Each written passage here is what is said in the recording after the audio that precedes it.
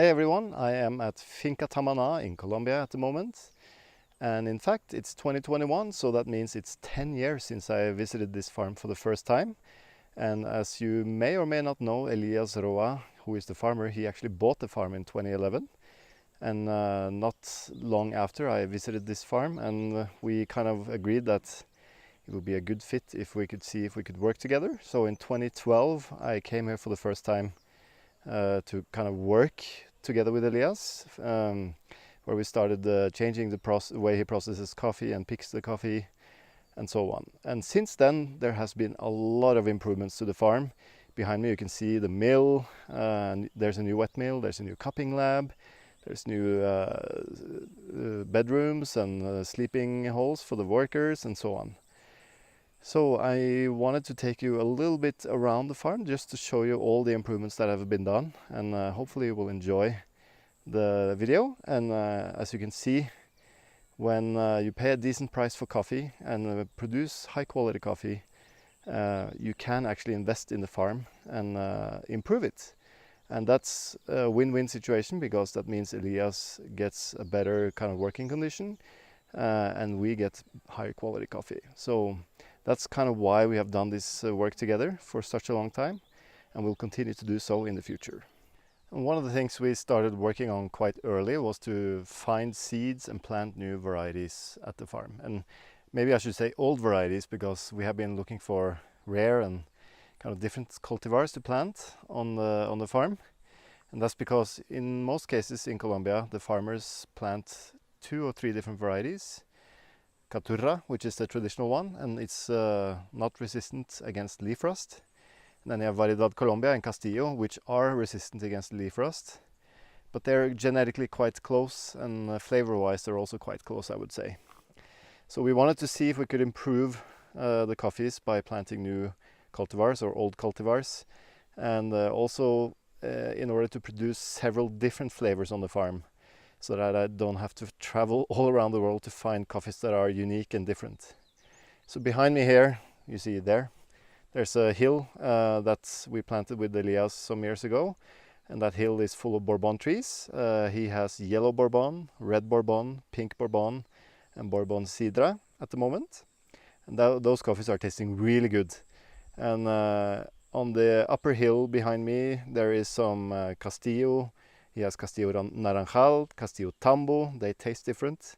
He has planted Java. He has planted Sudan Rumé. We have SL28 here, some Typica, some Ethiopian varieties. A new and exciting variety called Caturron, which has a very unique flavor.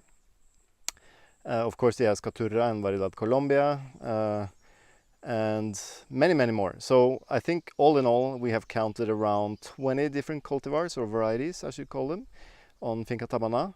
And next year, which is 2022, we will be starting to sell for the first time the Java cultivar and the Caturron. They have very unique flavors, I think, and hopefully we will get more cultivars in the future. Now, it takes a little bit of time to kind of develop a new production of a cultivar, and that's just because it's sometimes quite hard to get seeds here in Colombia. So we have to kind of seek farmers who have unique varieties and get a handful of seeds. You plant those trees, maybe we wait a few years, and then they start to produce, and then you start to taste the coffee.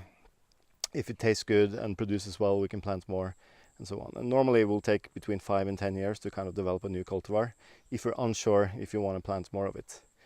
So we started this work, I think, already in 2013. Now it's 2021, so we are starting to see a lot of very nice cultivars coming out of Tamana, and also a variation of flavor. So that's kind of a tedious work that we have done, and that we will continue to do, of course. And we will most likely remove some of the ones that are not so delicious and performing so well, and then replant them with the ones that we really like, so that we can have more of it. Now, if you've been following Finca Tamana and the project for some years, you might notice that there's a lot more buildings behind me here. And when I came here the first time, it was basically the main house. I think 1, 2, 3, 4 bedrooms, and a small kitchen, and a outdoor toilet for everyone, and a small social place outside.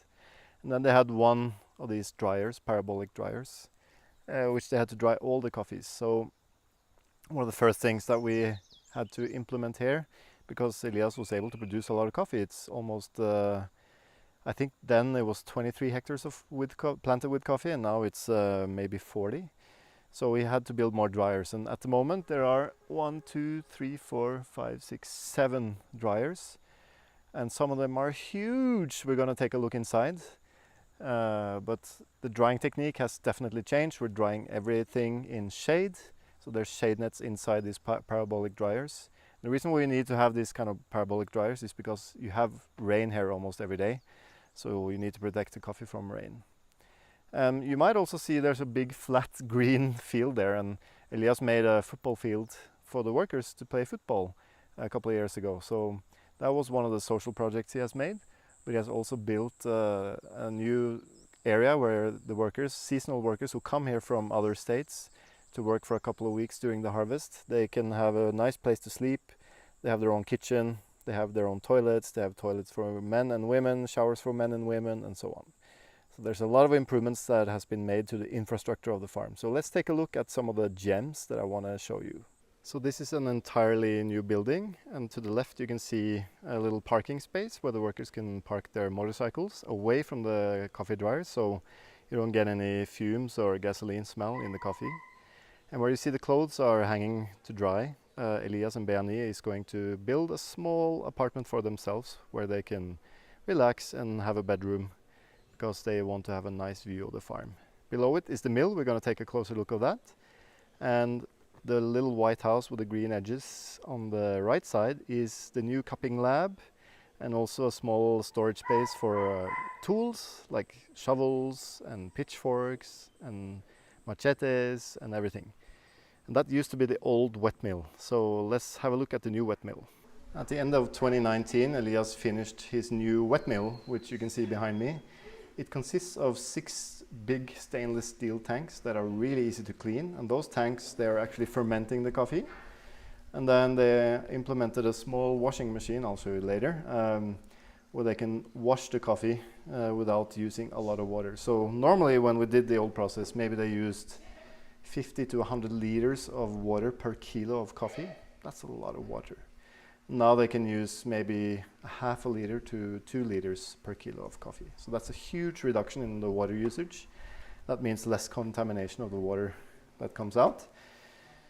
And that's very, very good. And I have to say, after 2 years of working this mill, they have really perfected it. Diego, the world barista champion, was here all last crop and was managing the mill and kind of perfecting how to do it. So because it's different equipment and different temperatures and everything, you have to kind of adjust your process a little bit in order to get the best possible quality.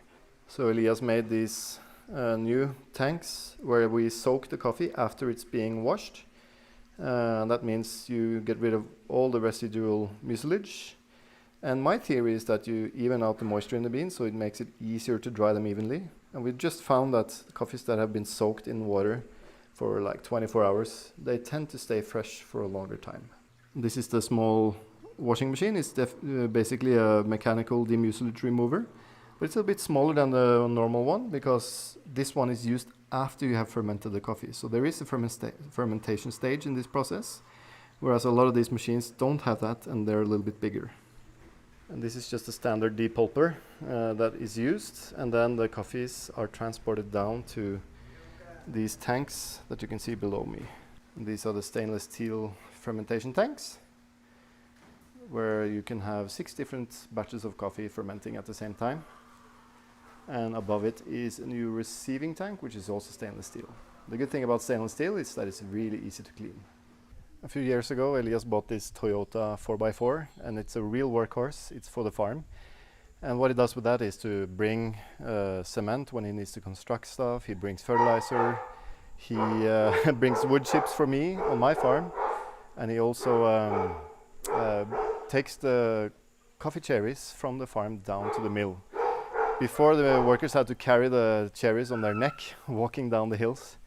And I saw one lady who was working here took 125 kilos of coffee cherries on her neck, carried it down to the farm, which is, brutal. So now they're picking up the workers in this car whenever they have coffee cherries picked, and they drive it down to the mill where the coffee gets milled. And then once the coffee is milled, the pulp is collected in the car, driven back up to the farm so they can put it around the coffee trees. So this building was constructed a few years ago, where I have a bedroom where I sleep when I'm here. There's a dryer on top of it, and Beani and Elias is sleeping. And they just refurbished the old house, which is this one, where they have now a few more bedrooms that are refurbished, and a new kitchen that we're going to take a look at. So this is the new kitchen that they made. It's much bigger than the old one, and it was ready this year. So they just finished it, and they need a huge kitchen because they cook for about 50 people here during the harvest. So 3 meals a day, that means breakfast, lunch and dinner, that's included. And also they can sleep here for free, the workers, and they get paid also for what they pick. On a lot of farms they will deduct the money for food and so on from the salaries, but here they're given food as extra. So there's a lot of food to be made, and also a lot of coffee, and this is kind of my little coffee station. Diego and I make a lot of coffee when we're here, because we need to drink coffee in the morning. We get up at 6 in the morning, and already the workers are getting their coffee and they're out working. And then at 8 they get breakfast, at 12 they get lunch, and at 4 or 5 they get dinner. So they also implemented gas. There's a local gas station here, like natural gas, not far away. So they are connected to that now. So that means they don't have to go drive and buy those bottles of propane to burn to cook food. And they also have this wood oven stove that is basically used all day long. And the fuel for that is actually old coffee trees that they have cut down, because every 5 to 7 years you cut down the coffee trees and new ones will grow up from that stem. So that's the new kitchen. It's very exciting and it's very, very practical. Elias also built a new bodega or warehouse where he can store a lot of his coffees, because during harvest there is a lot of coffees to be stored and they can't drive them every day or every week to Tarki or to a warehouse. So it's better to actually keep them here because it's cooler here than in the towns that are nearby. So that means the coffee can be stored at around 20 to 22 degrees Celsius, whereas if they were in Tarki or Garzon or Pital, the average temperature is much higher, maybe like 25, 26 degrees. So that means longer shelf life. And of course, all the coffees are kept in jute bags and with plastic or grain pro bags inside to keep the freshness. So this is a new sorting area where when the pickers have picked the coffee, they come down here to float the cherries in the tank you see in the back there, and then remove the cherries that are floating, and then they put the ripe, overripe and half-ripe cherries on these tables where they sort them. And when I came here we had to sit on the ground on plastic tarp to do this work, but now the workers are able to stand and work more efficiently with these tables. And they actually they're on hinge, so they can be taken up and cleaned very easily, and there's room for doing other stuff here when needed. And then the final thing I wanted to show you is that the new cupping lab is now finished. And Elias talked about this for a long time, and I've been talking about it with him for a long time. But we thought it would be really good to have a cupping lab at the farm, because then we could cup all the varieties they have on the farm. We could cup through the harvest here instead of going to Garzon and relying on other people's cupping labs to be able to taste the coffees and buy the coffees. So I gave him this Rust sample roaster in the background as a gift, because I've been really pushing him for the last year to finish the lab. But of course they didn't have a roaster, they had everything else. They had the cups, the spoons, the water boiler, the water filters, the tables, everything. But they were missing the final piece, which was the roaster.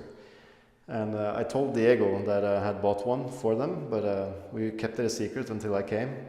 So we gave the roaster to Elias on this trip, and he was very, very happy. And we have already been using the roaster a lot, and we have been using the lab a lot. So we've cupped, I think, 5 or 6 times already during this visit. And this is not even during harvest times, but there is a lot of value to giving feedback to the coffees that they have here, And also we're trying to get Elias and Beani, his wife, and his daughters and son to cup as well, so that they actually can understand the value of their coffees and do a lot of the work. So let's just turn around a little bit. It's a beautiful lab. There's a 360-degree view of the farm. So it's going to be incredible to use this lab and cup when I'm here in the future. So that's basically it. There's some a lot of small and other changes as well, of course, on the farm. We can't really go through all of them in a video like this, but as you can see, there has been made huge improvements to the farm. And I am really looking forward to the next 10 years to working with Elias. I can't wait to be able to show you some new varieties that they have on the farm. They're tasting really amazing. And we're going to plant more Bourbon, more Caturon that are tasting fantastic. So I think, you know, the future is bright for Finca Tamana and the whole Roa family. And also Diego and Derlin. Derlin is the daughter of Elias, and Diego is the World Barista Champion. They are married now. They actually met when Diego came here with me in 2014, I think. He came to help me translate because I didn't speak Spanish at that time. I still don't really speak well Spanish, but a little bit better now. And they are now married and have a daughter. So they have bought a farm 1.5 hours away from here, where they are going to grow their own coffees. And I've already given Diego some really exciting varieties. So hopefully we'll be able to see some of those coffees in the future as well. But for now, we can enjoy the coffees from Finca Tamana. And I really, really love that we have been able to take the coffee to a higher level and higher quality. But I'm really looking forward to seeing what we can do with the coffees in the future as well. So thanks for watching, and thanks for all the support for all of you who like this coffee and buy this coffee on a regular basis. Thank you so much. It means a lot to both me and Elias. And as you can see, the work that we are doing is actually giving some progress on the farm level, which is key if you want to continue drinking delicious, high quality coffees. Thanks for watching. Hope you have a good day.